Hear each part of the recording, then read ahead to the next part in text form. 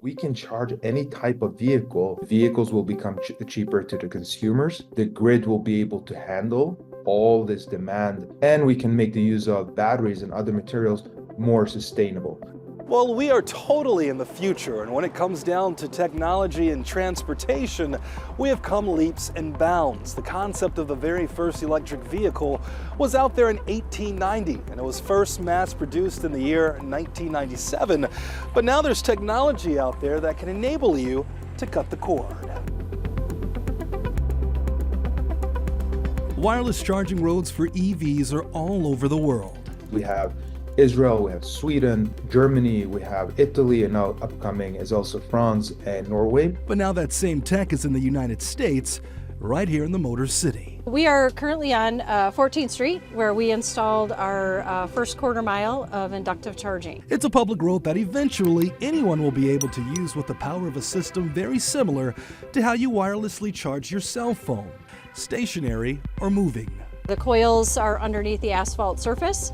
And there's a receiver on the bottom of the vehicle that we're on currently where you can see that it's receiving a charge, and the receiver interacts with the coils in the pavement to actually give energy to the battery. Right now it's only in the MDOT testing phase on 14th Street right in front of Michigan Central Station.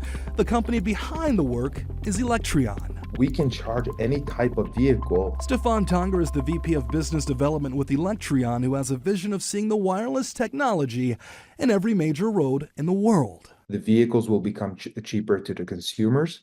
The grid will be able to handle all this demand and pressure that's been put on the grid, and we can make the use of batteries and other materials more sustainable. Right here in the Motor City, Michelle Mueller with MDOT says one benefit of the project is ultimately making gains towards a smaller battery. Someday, how do we get to a smaller battery? No different than you look at cell phones and any other technology. They started out larger, and over time, they've matured, right? Advancements have been made, and then they're smaller. So the hope is that we get to that with the battery as well. But right now, this technology is to understand it's one piece of a larger ecosystem of possibility for charging. One obstacle for some drivers is the fact that in order to use the wireless road, you'll need a receiver.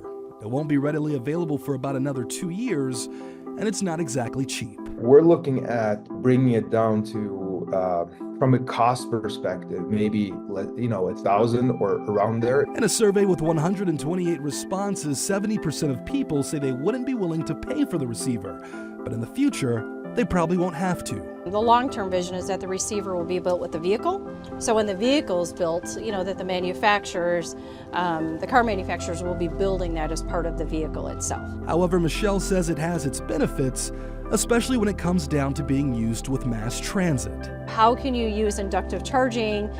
Maybe you're going to work and you drive over a certain road. You think of transit, they follow the same route every day. So as they continually go over that piece, they would gain electricity right onto the battery, they gain their battery, and then they would extend their trip. Some have concerns about safety. They don't know the technology, they don't know what we're doing, so they're concerned, can I walk on it? Can I ride my bike? Can I walk my dog? Those types of things. The technology is safe, it's been tested, and functioning. The wireless road could also lead to faster charging times as technology progresses. There have been complaints about charging times and how they're affected by cold, wintry weather. With a full charge, I usually get about 240, 245, but the really frigid temperatures, it knocks it down to about 190 miles, 200 miles. It's very unfortunate. It's an inconvenience. Give me a gas car any day. I would rather just go to the gas station and fill up for the week and be done. It's not worth it, no. A smaller battery means a lot of these problems will be easier with each advancement. You don't need as much grid capacity and energy at your depot. So all these things that we're doing will really prove out the use cases. The project is really working to make using an EV easier. People want to be able to charge, and they want the comfort of that. Range anxiety is something we have to be dealing with, and we are, to say how do we give people the comforts that you can get home, right? You can pick up your kids. You can take that trip that you guys, you love to take around Lake Michigan every year. How can I do that with my electric vehicle?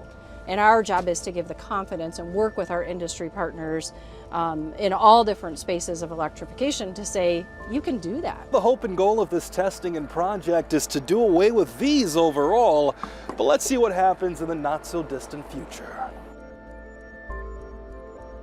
We'd like to hear what you think about the topic. Leave us a comment below. And be sure to subscribe to our Solutionaries channel. We're just getting started.